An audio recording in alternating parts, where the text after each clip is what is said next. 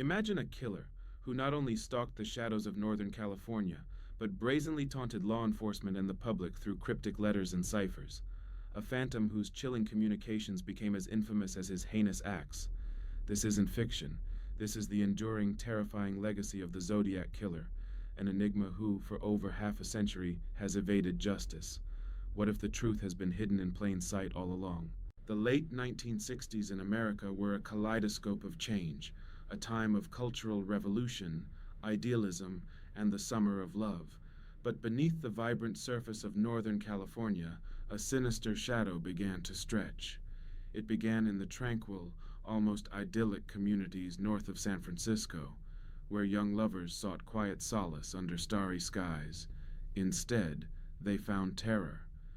Our story truly begins on December 20th, 1968. Betty Lou Jensen, 16, and David Faraday, 17, were on their first date, parked on a secluded stretch of Lake Herman Road near Vallejo. A perfect, innocent teenage evening, until it wasn't. A vehicle pulled up, blocking their escape. Shots rang out. David was found lying outside the car, Betty Lou inside. Both brutally murdered. It was an inexplicable act of violence, a seemingly random horror that would soon reveal itself as merely the prelude to a terrifying saga. The peace of these communities was irrevocably shattered.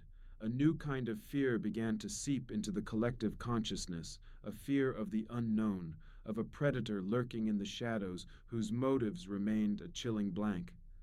This was the birth of a legend, a name whispered in hushed tones, soon to become synonymous with cold-blooded murder and cryptographic taunts.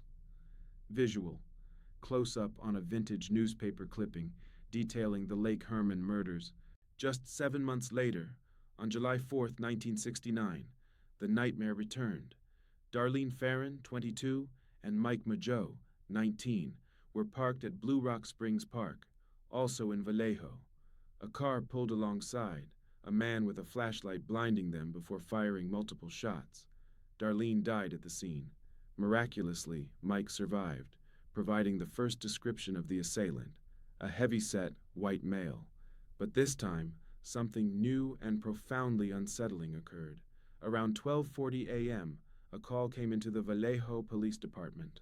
The caller, calm and monotone, confessed to both the Farron-Mageau attack and the Lake Herman Road murders. The chilling era of the Zodiac's direct communication had begun. Then came the letters.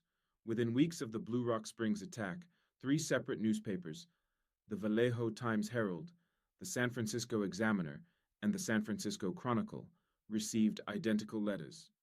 The author claimed responsibility for the murders and demanded they be printed, or he would continue killing. Each letter contained 1/3 of a cipher, promising to reveal his identity if all 3 parts were solved. The nation watched, horrified and captivated. A high school teacher and his wife, Donald and Betty Hardin, famously cracked the first cipher, the Z408, revealing the killer's disturbing motive. He was collecting slaves for the afterlife. The attacks continued, each more audacious. On September 27, 1969, at Lake Berryessa in Napa County, Cecilia Shepard and Brian Hartnell were enjoying a picnic. A man in a black hooded costume resembling an executioner approached them. He tied them up, then brutally stabbed them. Cecilia died 2 days later. Brian, severely wounded, survived to tell a harrowing tale. This time, the killer left a message scrawled on Brian's car door with a black marker, a crosshair symbol, and the dates of his previous attacks, ending with "buy knife." He even called the police, calmly reporting his own crime. Just 2 weeks later, on October 11, 1969, a taxi driver named Paul Stein was shot and killed in Presidio Heights, San Francisco. It seemed like a robbery homicide, but the killer took a piece of Stein's blood-soaked shirt. This wasn't a random act. Soon after, the San Francisco Chronicle received another letter containing that very piece of Stein's shirt, proving the Zodiac was now operating in the heart of San Francisco. The letter also included the infamous Z340 cipher, which remains unsolved to this day, a chilling testament to his twisted intellect. The police efforts were immense but fragmented. Multiple agencies across different counties struggled to coordinate, hampered by the killer's evasiveness and clever taunts. Handwriting analysis proved inconclusive. Eyewitness accounts were often vague or contradictory. The Zodiac seemed to relish the chaos, sending more letters, some containing chilling threats, others mocking the authorities. He claimed many more victims than were officially attributed to him. 37 was his boast, while law enforcement could only definitively link 5 murders and 2 attempted murders to him. The question that gnawed at everyone: who was this phantom? For decades, the hunt for the Zodiac Killer has consumed countless investigators, amateur sleuths, and true crime enthusiasts. Thousands of suspects have been considered, but a few names consistently rise to the surface, each with tantalizing yet ultimately inconclusive evidence. Theory 1. Arthur Leigh Allen, perhaps the most famous and widely scrutinized suspect. Allen was a former elementary school teacher living in Vallejo. He fit many of the physical descriptions: heavyset, receding hairline. Witnesses at Lake Berryessa described a man similar to Allen. His obsession with the most dangerous game, a story about hunting humans, mirrored the Zodiac's chilling claim of collecting slaves for the afterlife. A search warrant of his property in 1972 revealed a Zodiac brand watch, a knife, and writings about a slave plan. Yet, critical evidence never fully aligned.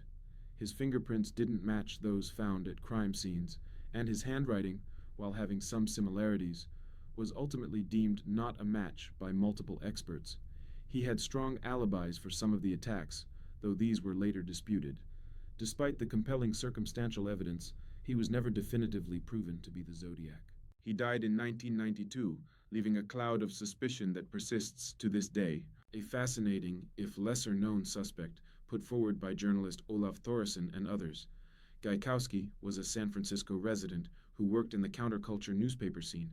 Proponents of this theory point to his alleged mental instability, his connection to the Bay Area at the time of the attacks, and the uncanny timing of his stays in mental institutions coinciding with lulls in Zodiac activity.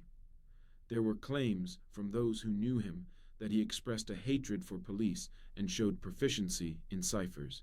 His physical appearance was also considered a possible match. However, concrete forensic evidence linking him to the crimes remains elusive, making this theory reliant on a network of circumstantial connections and anecdotal accounts. Gaikowski passed away in 2004, taking any potential answers with him. Another intriguing candidate, Kane was a convicted sex offender who had connections to one of the Zodiac's victims, Darlene Ferrin. He allegedly stalked Ferrin prior to her murder. Witnesses at Lake Berryessa described a man resembling Kane near the crime scene. Furthermore, some believe a composite sketch from the Paul Stein murder bears a resemblance to Kane. The theory suggests a personal vendetta against Ferrin might have escalated into the wider Zodiac spree, using the letters to deflect attention.